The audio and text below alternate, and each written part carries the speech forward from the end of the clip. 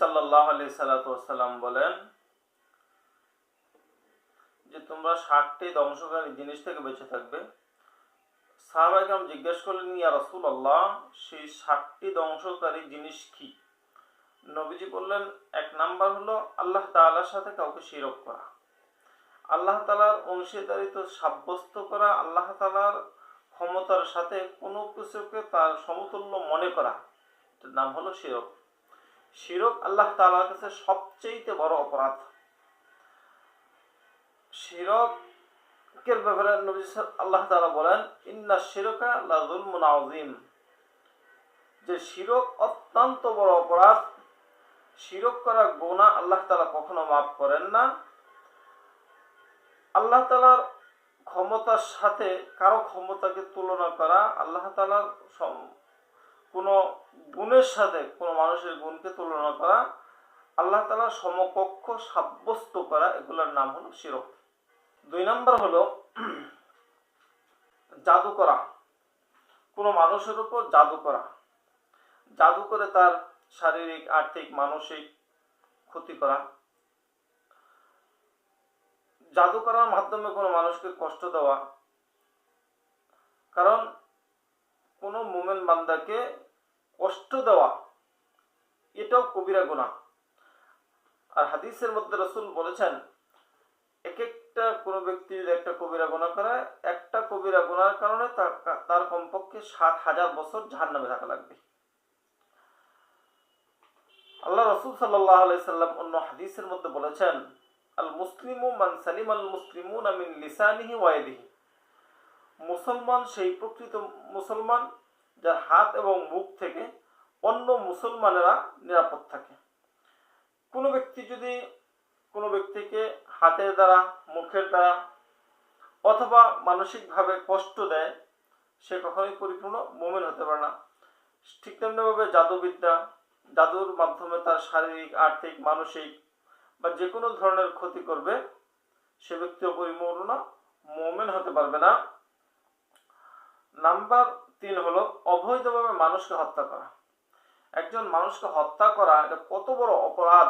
আল্লাহ তাআলা এক আয়াতের মধ্যে বলেন, কাআন্নামা কাতালান নাসা জামিআ, যে ব্যক্তি ইচ্ছাকৃতভাবে কোনো মানুষকে হত্যা করলো, সেজন্য সারা দুনিয়ার সকল মানুষকে হত্যা করে ফেললো। এত বড় অপরাধ আল্লাহ তাআলার কাছে অন্যায়ভাবে কাউকে হত্যা করা।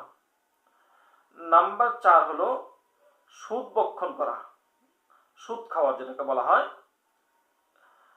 আজকে আমাদের সমাজের মধ্যে যে প্রচলন রয়েছে, শতকরা 10 টাকা হারে সমিতির হার, বিভিন্ন কিছুর হার, এই সুদ আল্লাহ তাআলা হালাল, সুদকে হারাম করেছেন। আল্লাহ তাআলা বলেন, আহাল্লাল্লাহুল বায়আ ওয়া হাররামার রিবা, আল্লাহ সুদকে হারাম করেছেন আর ব্যবসাকে হালাল করেছেন। এই সুদ খাওয়া এটা অত্যন্ত বড় অপরাধ, এটাও কবিরা গুনার মধ্যে অন্তর্ভুক্ত। আর একটা কবিরা গুনার কারণে কমপক্ষে 7000 বছর জাহান্নাম থাকা লাগবে। নাম্বার 5 হলো এতিমের সম্পদ ভোগ করা। এতিমের সম্পদ ভোগ করলে এটা আল্লাহ তাআলা কখনো মেনে নেবেন না, এটা অত্যন্ত বড় অপরাধ, এটাও কবিরা গুনার অন্তর্ভুক্ত।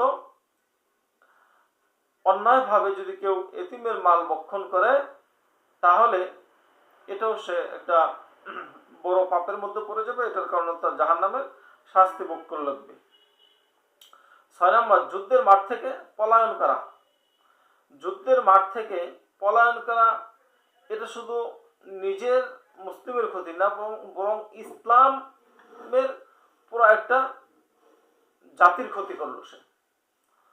যুদ্ধের মাঠ থেকে পলায়ন করা অত্যন্ত বড় একটা অপরাধ, এটাও কবিরা গুনার অন্তর্ভুক্ত। এই কবিরা গুনার কারণে তাকে জাহান্নামের শাস্তি ভোগ করতে হবে। 7 নম্বর হলো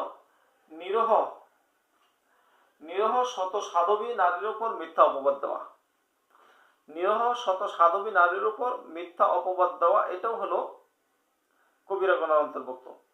যার কোনো অপরাধ নাই, কিন্তু ইচ্ছাকৃতভাবে এই একজন নিরহ মানুষের উপর তার মিথ্যা অপবাদ দেওয়া, এটা বিশাল বড় একটা অপরাধ, এটাও কবিরা গুনাহ, এবং এই গুনার কারণেও তাকে জাহান্নামের শাস্তি ভোগ করতে হবে। আল্লাহ রসুল সাল্লাল্লাহু আলাইহি সাল্লাম আমাদেরকে যে ধ্বংসকারী 7টি জিনিস থেকে বেঁচে থাকার জন্য নির্দেশনা দিয়েছেন, এই 7টি জিনিস যদি কেউ করে অবশ্যই তার কবিরা গুনাহ হবে এবং এই কবিরা গুনার কারণে তাকে জাহান্নামের শাস্তি ভোগ করা লাগবে।